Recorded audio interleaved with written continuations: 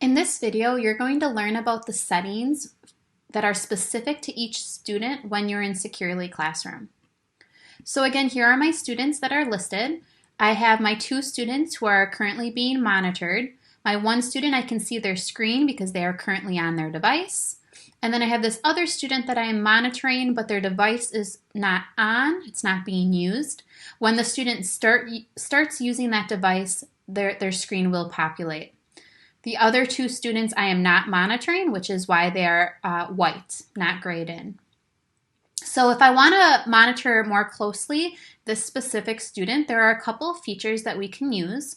The first one is this pin feature.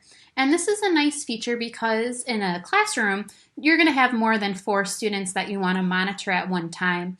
And this pin feature will bring that student and keep them up at that top row. So regardless of their name, so currently you'll notice that it's organized alphabetically, but regardless of name, this student will always stay pinned to this top row. So if I were to have 30 students and there's a student with last name S that I want to monitor more closely because they tend to get off task, I can pin them to the top of my screen.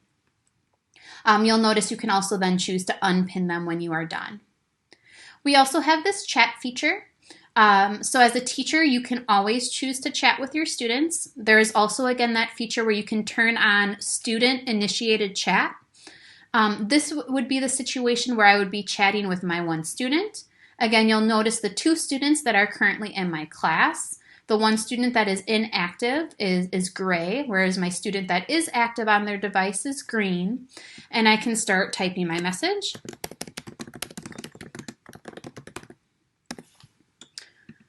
When I send that message, it appears in the chat, and the student has a little blue speech bubble that pops up on their screen. You can't see it on, oh, there it goes. There's that blue little bubble that will pop up on the student device. And then when they click on that, they have the ability to chat back with you. And then you receive those messages. So that is chatting with individual students. You also have this clock feature. This shows the history of the students. So for that class, so sites that they've been on for this one class. So you'll notice that they've been on this Google Sites for the past 2.5 minutes, and they've also been on YouTube for about a minute. You also, from this history menu, have the ability to look at any commands that they might have done on their device. You have access to any saved screens that you have done from the teacher's side. And then there is also that chat history that's available to you. The last one is this eye, and this is the device view. So I can click there, or I can actually click on the image itself. But when I click on device view, you'll notice I have a larger view of what my student is currently looking at. There's the website, and there you can actually see that the chat is pulled up on their screen currently as well. And when we are in device view, you have some options to do specific things for the student. So in the previous video, we were able to do things to the entire class, right? Screen lock, push URLs, announcements, etc.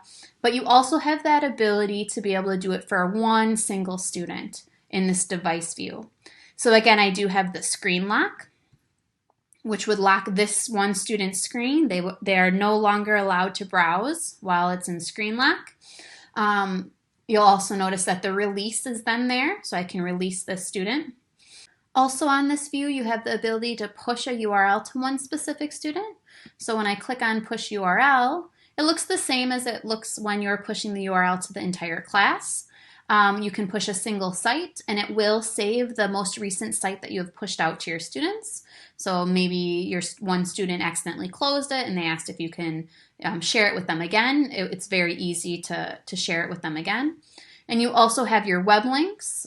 Remember, web links are something that you create ahead of time, whether it's one website that you want to have linked or maybe a collection of links. So for example, if you had a reading folder and inside that folder you had 3 websites that you wanted your students to have access to, you could select that folder and it would push out all of those web links to the student devices. You'll notice I don't have any web links, but you can also have district web links if you choose to uncheck that. So I'm going to push that URL. Oh, sorry. I'm going to push that. And then you'll notice that it does open that website for my student. We have our site lock, which is again the same as what you would use with your entire class.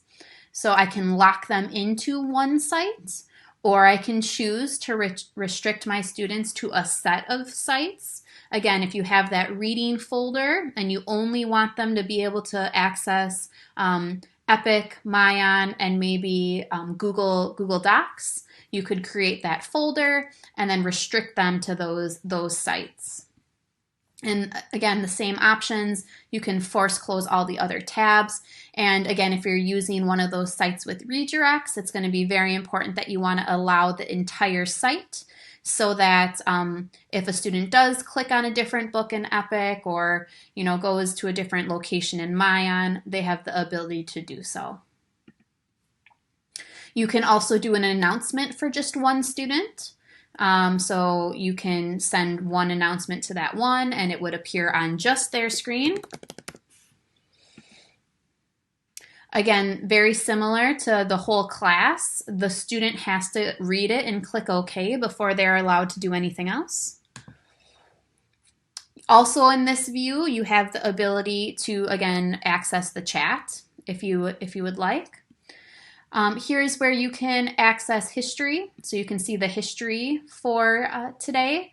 And again, it brings you to that same location where it has command history, save screens, and chat.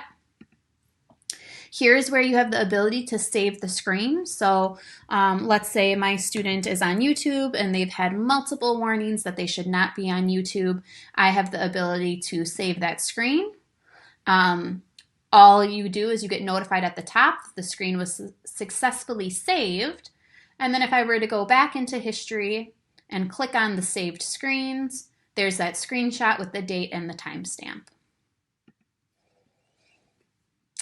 You also have the ability to print what is being shown on their screen. Below, you'll notice that there is a list of all the open tabs that the student has. So I can choose to close a tab by hitting the trash can in this view. You'll also remember, so if I hit back, that when I am in my list view, so again, currently I'm in grid view, but if I were to go to list view, I also have the ability to close tabs this way as well. So maybe I also want to close this one, and I can close this tab. So those are some features that you have for individual students on Securely Classroom.